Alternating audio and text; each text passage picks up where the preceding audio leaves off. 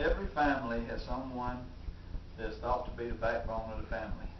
All the family members will agree that this specific person is somebody that kind of keeps the family together. So, backbone of the family. Person that everyone looks for answers when things are going bad. A job isn't that this person puts in for the job. It's kind of just give to him. It's something that's earned.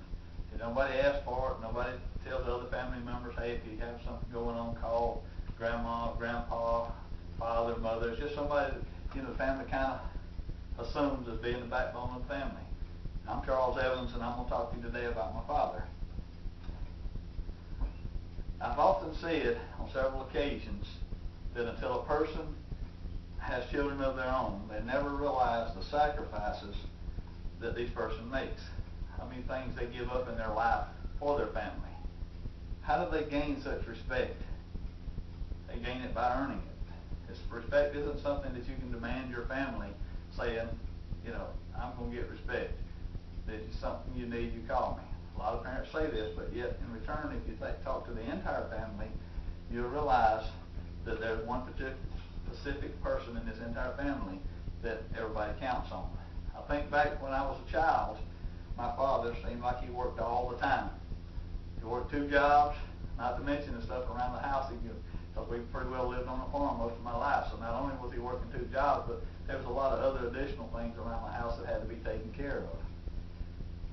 I think back, well, he worked all the time, and nobody can enjoy working this much. But then I realized that providing for a family is not that easy, and that's what he was doing. He was providing for our family, being able to pay what bills that we had, paying for education, paying for setting money aside for college, for whatever expenses that families might occur.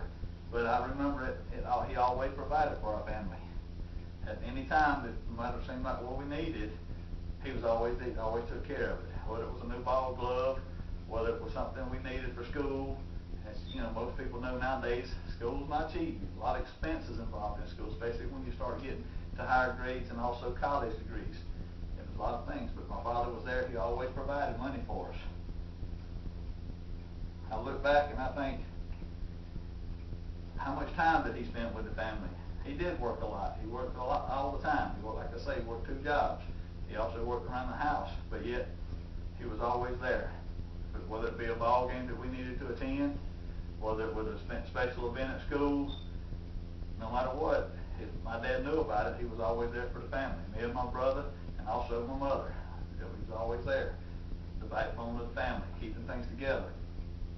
I wonder how he did it. I think back now, and he'd always seem to take time to take us fishing. Not only did he work all the time and have, like say, 2 jobs, and he worked around the farm, but he also, was able to carry us fishing and take a lot of time with the family. Seems like any time a family member, even my children today, I'm married and I got 2 children, and I got a grandchild, and I got 2 on the way. My son and my daughter still call my father when things are going bad, or sometimes not necessarily when things are going bad, just to talk to him, just to pick me up. The same thing with my brother. When things would go bad, we would call my father. He'd kind of give us some words of encouragement, and he would pick us up for us. As a family, having a family of my own now, I think about that responsibility. I think how important that is.